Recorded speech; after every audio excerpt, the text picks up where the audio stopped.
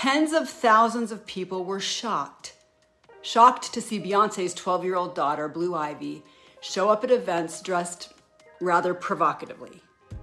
But here's the question, why are we shocked? Her mother's in her mid-40s. She performs and dresses this way all the time, and worse. And collectively, the world cheers her on. So why wouldn't her daughter follow her example? It works, right? Blue Ivy's been raised in a culture of wealth and excess. She's copying what she sees. She's not alone. This isn't just about celebrities, it's about the whole culture we live in. Let me give you another example. I often see Instagram reels from dress companies. They post what I'll call prom dress rage bait. The caption says something like, "Help me choose a prom dress." And then they show a teenage girl in 5 different dresses. Slits up to the crotch, cut so low they're falling out of the top. The comments explode, which is the point.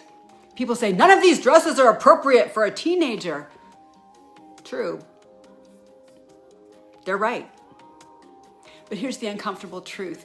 These prom dresses are tame compared to what adult women wear on a typical red carpet day.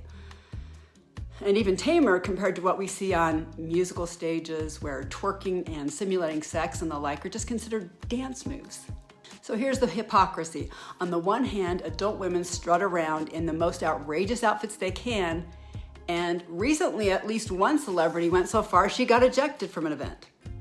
They twerk, flaunt, shock, and they rake in multi-million-dollar contracts for it. That's from the fans. And when a teenager mimics that same behavior, suddenly we're outraged. But it's not just about clothing or dancing. This principle applies to every area of life. Do you want your kids to use the same language you do, drink the same amount of wine you do, watch the same movies you do, live with the same moral compass you do? Because here's the truth.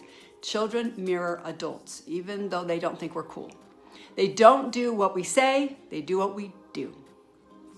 Yeah, some things are age restricted, appropriately. A 12-year-old can't drive a car, a 7-year-old can't vote. But in almost every case, our kids copy us, which means we have to ask some hard questions. So I'll give you the mirror test. What if my children or grandchildren copied me completely? Would I be proud or embarrassed and horrified? Here's another. If most people in society lived exactly like I do, would the world be better or worse? When I encounter an abusive man, I ask, either in my head or personally, would you want your daughter to marry someone like you? Usually he dismisses the question because, let's face it, if a man abuses his wife, deep self-reflection and correction aren't usually part of that mix. But every now and then, it does cut through. Because imagining our kids on the receiving end of our choices reveals what we'd rather ignore. Growing up, I didn't always like my parents' rules. I thought they were old-fashioned and too restrictive. I thought they didn't understand how incredibly mature and capable I was, obviously. But here's the thing. Even though they weren't perfect, and of course they weren't, I could look to them as a model of decency. Most of the time, I could ask myself, what would my parents do in this situation? And the answer gave me some solid guidance. Midlife is not the time to twerk for TikTok or chase attention on Instagram. It's the time to set the standard. We owe the next generation something worth copying. We owe them wisdom, we owe them decency, we owe them strength and self-control. If 20-year-olds and 12-year-olds are copying us, and they are, we must give them a higher bar to reach for. One positive example. I recently saw a long Instagram post that featured a woman who was in her 90s. Her whole family got together and threw a party that was themed dress like grandma whatever. And they all took pictures of when she was young, and they dressed as all these different phases of her life. Now here's the thing that stood out to me about this 90-year-old woman. Every picture was classy. She looked nice, she looked appropriate, she looked classically beautiful.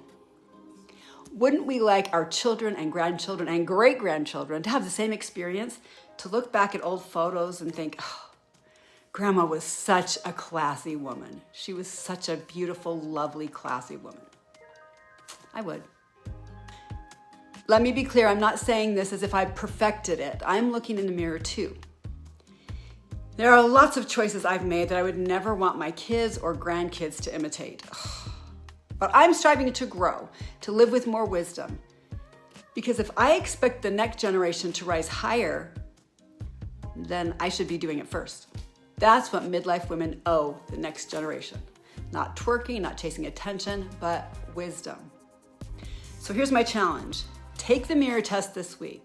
Ask yourself, if my kids and my grandkids or the whole world copied me, would I be proud of the outcome? If not, it's time for us to rise higher, because what we model today becomes the culture tomorrow. If this message hit home, I'd love for you to stick around. Hit the subscribe button and join me every week as we tackle midlife with honesty, courage, and wisdom, and without the crisis.